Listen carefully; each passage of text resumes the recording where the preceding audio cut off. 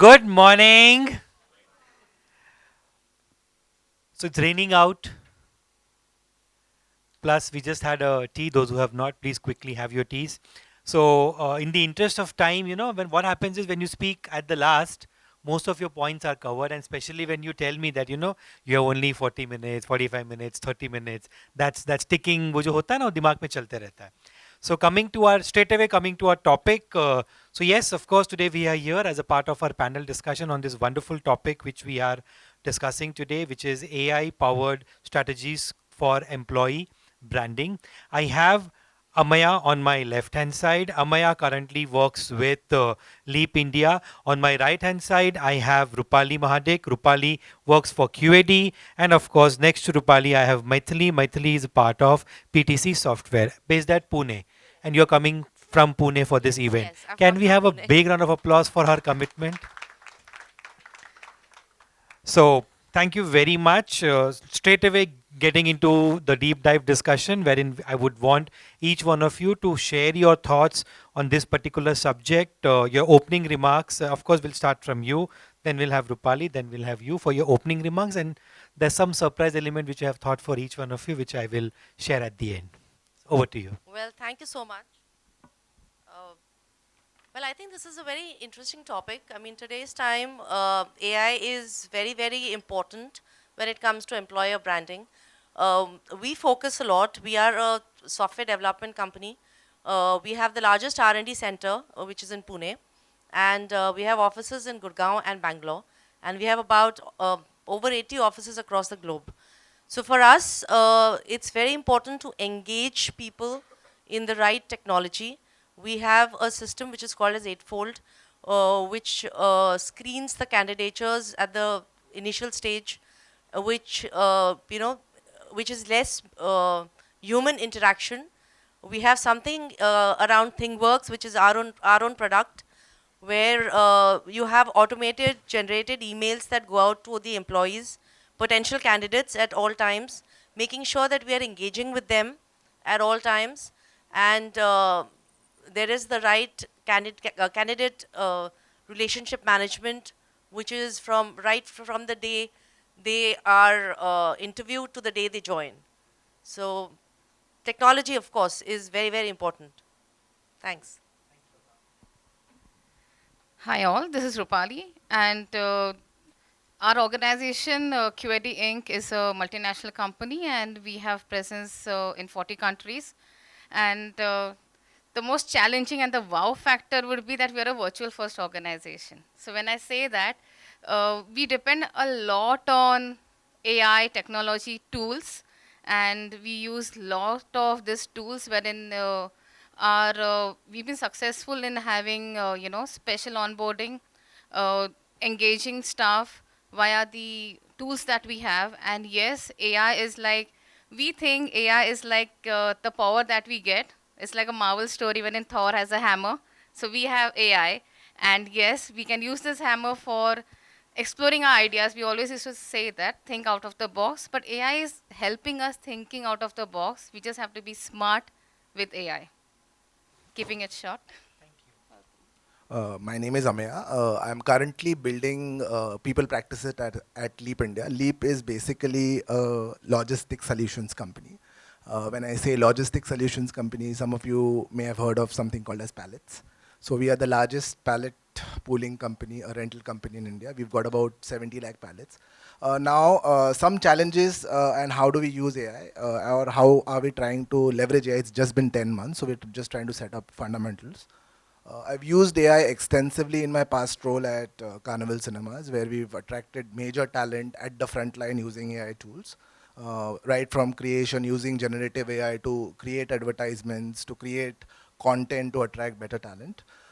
At Leap India, the biggest challenge is attrition. We face about 40-45% of average attrition annually at corporate as well as at the warehouses. Now the challenge is that we look at resolving through AI is how do you first DEI being one of the key priorities, since we are a KKR company, the global agenda, the global charter comes from there, and we need to adhere to that.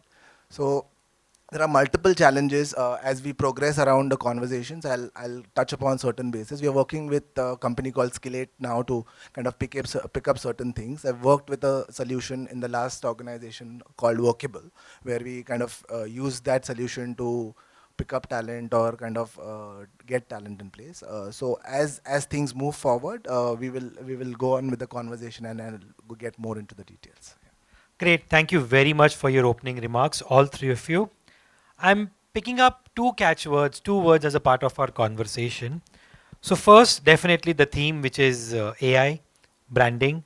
At the same time, I also want to, which I said there's a surprise, which I just picked up from this conversation, the skill element for it. So, the first question which will come to Rupali, which we thought of, you can add more value, and both of you can also build on that post your comments. The future trends and innovation in AI from an employing branding perspective, and at the same time I would also want you to wear the lens of skills as an additional topic to it, and please share your thoughts on this particular subject. I'm sure my audience would love to hear your thoughts, especially with your experience into QAD for a very long time. Please, your thoughts on this subject. Thanks, Anand. So yes, I would like to contribute over here. Firstly, I will speak about the employer branding perspective.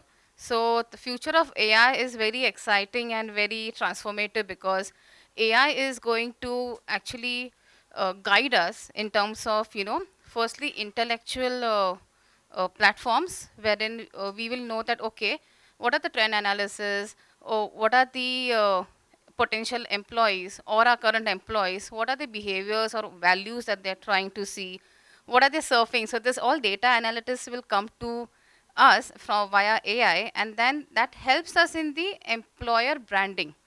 And there are many aspects. Employer branding by itself is a very big, what to say, word, wherein, all the elements of HR, like, attract, retain, engage, that all comes into play. So I think I can talk on this for 20 minutes, but I need to talk on at least 5 minutes on that. So coming to skills, I think it's more about similar it is for skills. Via AI, we'll be able to identify that what skills are required as per the business strategic imperatives for the organization, and compare that with the existing skills that the employee has. And it is also going to correlate with the onboarding that we do. When we are hiring a candidate, AI is going to help us, okay, this skill the candidate has, which is going to help you in as an extra skill. So even that is going to help us, and yes, it is going to help us in developing our LMS, our learnings platform, wherein we can go via the benchmarking data.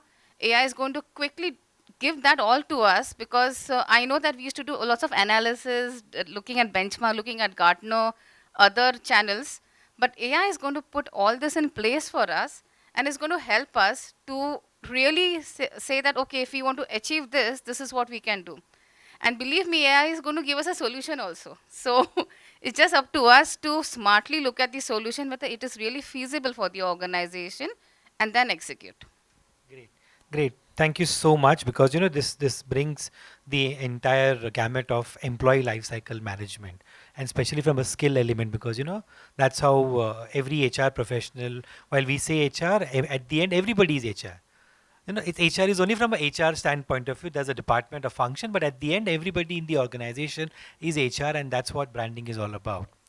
Let me go on to my left hand side. My question to Amaya. The question which I would want you to throw light upon, of course, keeping AI as a lens to it, and maybe you can also, touch base upon the skill and maybe employee life cycle. So I will keep on adding elements to this. Ethics and transparency usage as a part of AI in the current HR practices, and from a candidate sourcing and recruitment point of view, your thoughts, because you have been a thorough HR professional. Personally, I have worked with you, and I know the kind of recruitment cycles you have managed, the volumes you have managed. Your thoughts on this subject?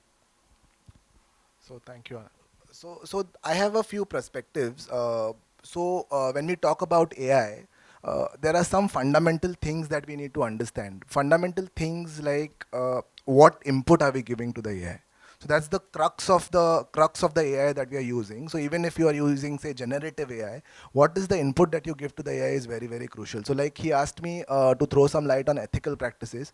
I don't know how many of you know, but the DPDP Act, which has come in place, is going to be it's going to be very, very difficult for all of us to be in line with it. So there are so many fundamental things in terms of collection of data also, which is required from our side, what data to collect, how to collect, whether we are compliant with it, whether we are not compliant with it, are fundamental factors that we do need to first look at. The second factor as to how does it come in the employee life cycle, or how do you kind of create an impact using AI in the HR practices. Fundamentally, it all starts with an applicant tracking system. So you need a fundamental source from where you collect data or from where you start the attraction. So we need to also understand that when you're talking about employer branding, a brand as a whole, Kotler talks about it very clearly in his in the first edition of Kotler on marketing. He talks about brand as a definition. He talks about brand as a whole. When you look at brand as a whole, there is an employer brand and there is a product brand. So the product brand message and the employer brand message together has to go hand in hand. So the message that you create. So I was talking to somebody from this domain, and I was actually designing my strategies with him at my last group, at my last organization, and he made a very interesting point.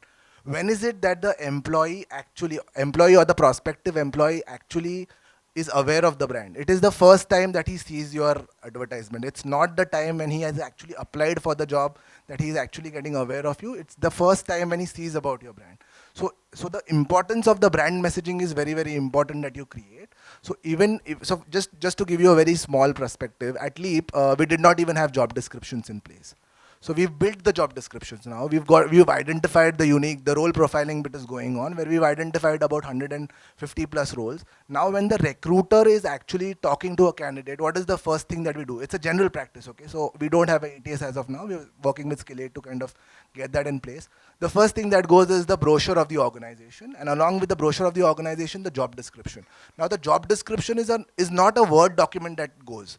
We've created about 116. We have 116 unique roles. We've created 116 PDF files with the image of one of my. You can just, after the conversation, I can share it with you. We've got some members in the team. We took them and we kind of shot inside with our phone cameras, and there are messagings which talk about, like, we want, so from the global charter of KKR, we have to have about 30% of our workforce by 2027 as women. That's their agenda. So we currently have about 7% women in the organization. It's a long journey, because there are a lot of mindsets that on the ground which I can't speak openly about, but then those have to be changed. And I'm known to speak radically and speak upfront. So I will say that the promoters are not very, very open to hiring women, hiring others in the organization. So it's a very, very challenging situation for us to change those mindsets. But as a change agent, and for us to drive this, what we've done is we've just we've just taken pictures and just pasted their pictures, and the messaging that goes when you see a lady from the team on the job description, it's an internal engagement as well as an external engagement. So the messaging is very important that you do. The other part that I would want to focus is the messaging that you're doing through the ATS is also very important. The first landing page of the message is the crucial thing. We are running SEO advertisements now to attract talent also. So there are things that you need to kind of collate together to make it happen. So it's a collaborative effort, and the fundamentals at the ground need to be set before using AI. The good part is I appreciate that you are being vocal about it, because the sad part is, earlier हम बात भी नहीं करते थे. I remember the story, Three Idiots वाला story, wherein बोलते सब है, दिखाते सब है, the same story, that everybody knows but nobody wants to talk. So I'm glad that we are openly discussing things like this. And today, like in our case also, on average, the woman percentage from a employee participation point of view is always a challenge. But the best part is there's a lot of things happening around, and exactly the earlier panel discussion, that's just one of the element. But if you see, the best part is things are moving in the right direction. Yes, it's a long way to go, but still the best part is, yes, there are some movements, positive movements happening around this. So my next question to you, Mithila, would be on enhancing the employee engagement experience, the retention part, and the candidate experience. Any of your, case study experiences, any of your thoughts on this, and something which you experienced personally as a part of your, employee engagement or whatever comes to your mind. We would love to hear your stories, and then we'll move on to the next question. Sure. So we focus a lot on moments that matter. So our focus is on our employees. We empower managers, we empower employees.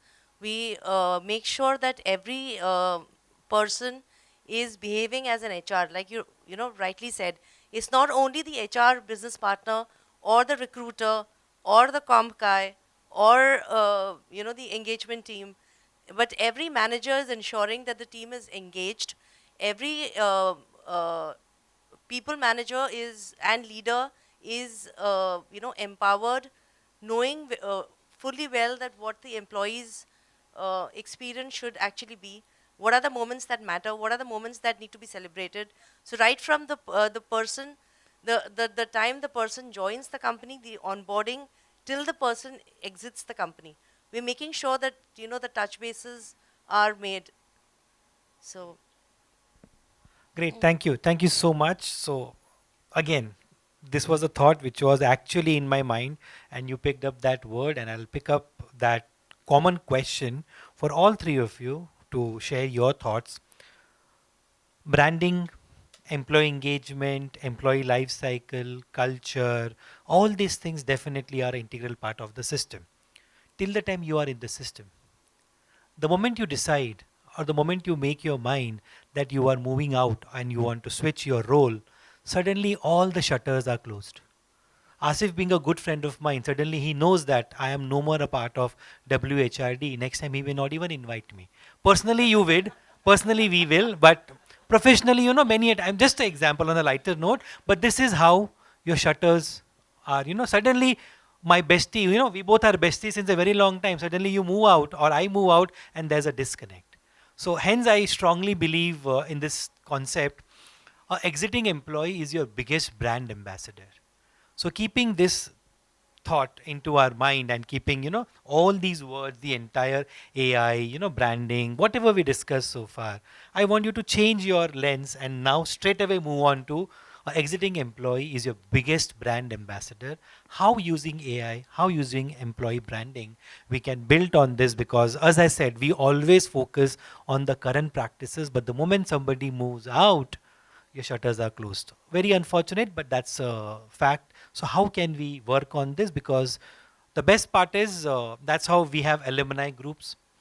We run a group wherein somebody has moved out. When he or she rejoins, we really, really welcome them with open arms. That's how I wanted your thoughts on this particular subject, which I said it's a surprise element. I just opened up in front of three of you to be able to sure. share your thoughts. Thank you. Sure.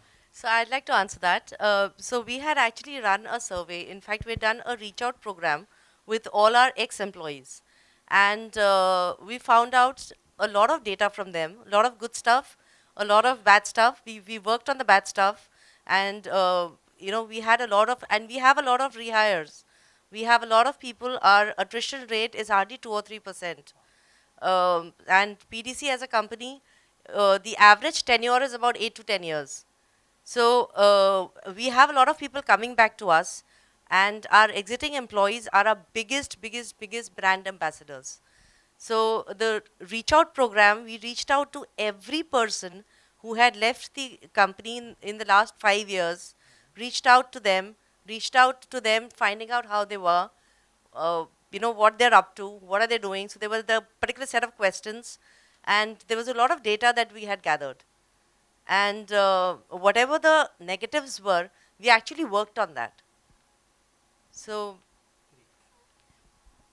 So just to add on to this, of course, data is data. Let us not lens it positive or negative because at the end, what something which is negative for me yeah, may not be negative for you. Something which is positive for you may be a negative for me because at the end, hence I said, the moment we wear the cap of employee branding, will have to be neutral there. But good insight because this is how we can define what is good for the organization. And again, one of my ex head HR mentioned about this that even when you are parting, or whenever things are not in the right direction, it's always good to exit with a head high, because many a times we both may not it's not necessarily that our thought process would marry, but the best part is we need to agree to our disagreement, and trust me, it's a very Especially, difficult task. especially the PIP cases. Absolutely, because agreeing to disagreement is something we have learned the very very hard way. So your thoughts, Rupali, on this subject? So I would like to give answer the QAD way and yes with the AI element. So we actually follow our values. One of the strongest value we have is people at the heart of the organization. So with that value, we have already tied up with AI, Peacon. So we have a Peacon survey, which is the employee engagement survey.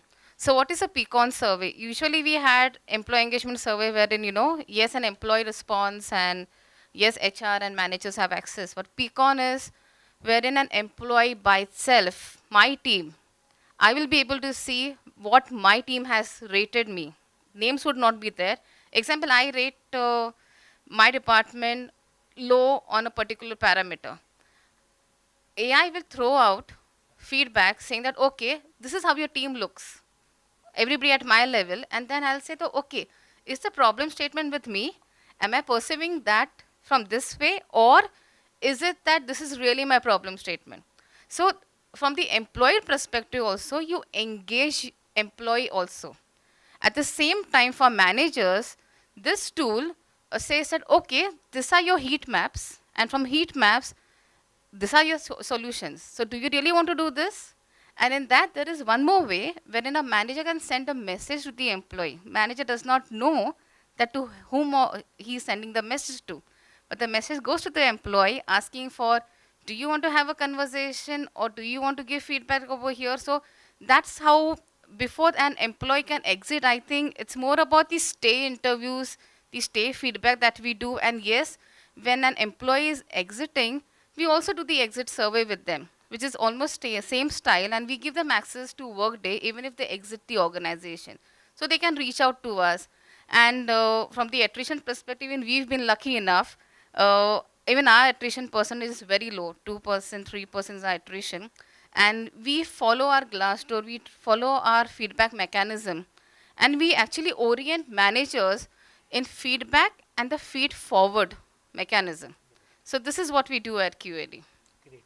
And that again brings back me to, so Richa, I was just discussing this particular point, which I thought we should talk about this. We just spoke about, surveys, employee engagement, all this stuff. And then definitely we speak about, no, we are not biased. The moment I say we are not biased, you're clearly biased in this conversation. And that's why unconscious bias plays a very important role in such kind of conversation, and especially AI and branding. These are, certain great elements in the organization, but when you seriously, thoroughly would want to do this, that's why unconscious bias is something which we all need to practice upon. So before Asif throws me out, your thoughts on this, Amaya? You're talking about the unconscious bias thing? No, no, no. We'll continue. But of course, we would love to hear your thought on this part as well. So the unconscious bias and the biases that come in recruitment are best, I think, handled by AI, because it doesn't have its own brain. It's artificial.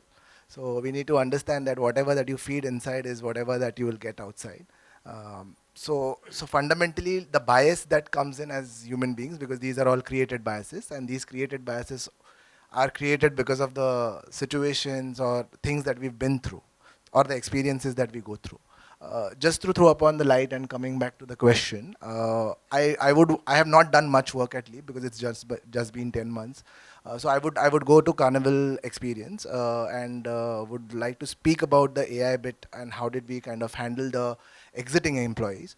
So I used to have about 13,500 frontline workers, and this initiative worked best at the frontline.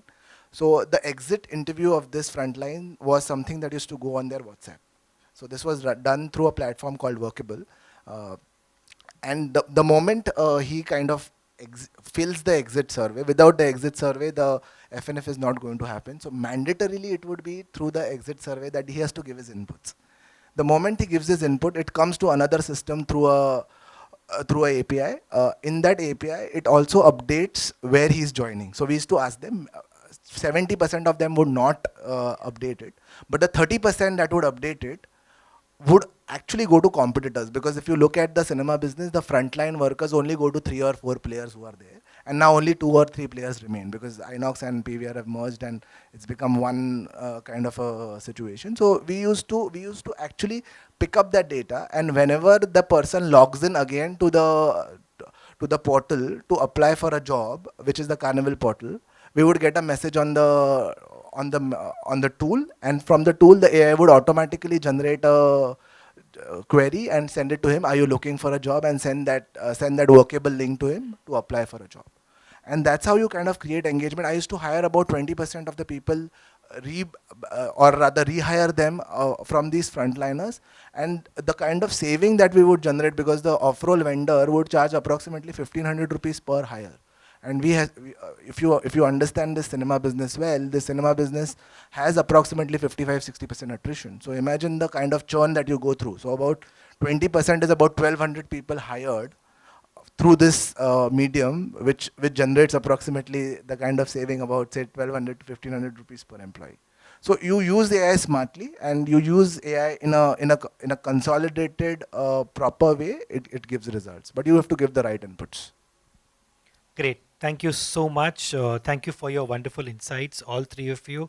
I tried my level best to do justice to this role of being a moderator, but definitely I would love to close it with my small story, which I want all my audience to think upon. And of course, if time permits, we can have questions at the end because we can network. We're here to have lunch as well, so we have a lot of time to network in between.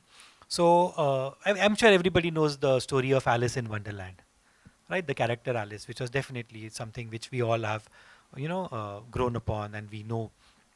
So one particular day, Alice is on moving on the road. She's on one particular junction where virtually you see a Y. When you say a Y, on the left there are two ways, left and right. So obviously, and the best part is, especially when we say, the bias concept, for me, something which I'm saying on the left definitely is right for you. And that's why, we say 6 and 9. We both are looking at the same thing. I am saying 9 and you are saying 6. That's how the story starts from. So she's there at one particular junction wherein she's not sure which direction she needs to go. Because when you are confused, of course, we have Google, but at that era Google was not there, and many a times, yes, I have ended up going to a wrong place thanks to Google. So coming back to this, so whether she should take a left or she should take a right, she was stuck, and she saw a big fat cat at the corner of the road, and she asked, "Hey catty, how are you?" She said, "I'm good, how are you?" "I'm little confused." She said, "Why, what happened?" "I don't know where to go." He said, "Yeah, why? What happened?" "Well, I'm not sure where to go." I said, "Yeah, what's the problem?" "No, I don't know where I want to go." Then the cat says, "If you don't know where you want to go, how does that make any difference? Take left or take right because you're exactly clueless where exactly you want to go. So take that initiative, take that direction, think on this particular subject because, of course, employee branding, AI, all these are long, long, sorry to say, many a times used words, but we don't know what exactly they meant, what they are, what are they meant for, the meaning for each one of us. But definitely I want all of you to think upon, and as an organization, how we can leverage this and take the best from a human capital per se is what biggest takeaway for all four of us. To the wonderful audience here, thank you very much for giving me your undivided attention, and thanks all three of you for joining for the panel discussion. Thank you so much. Any questions? Oh, this was out of the script. You said no question. Hence I was little, bhaga raha tha main session ko. So anybody wants to share or any questions, anything, we would love to hear from you.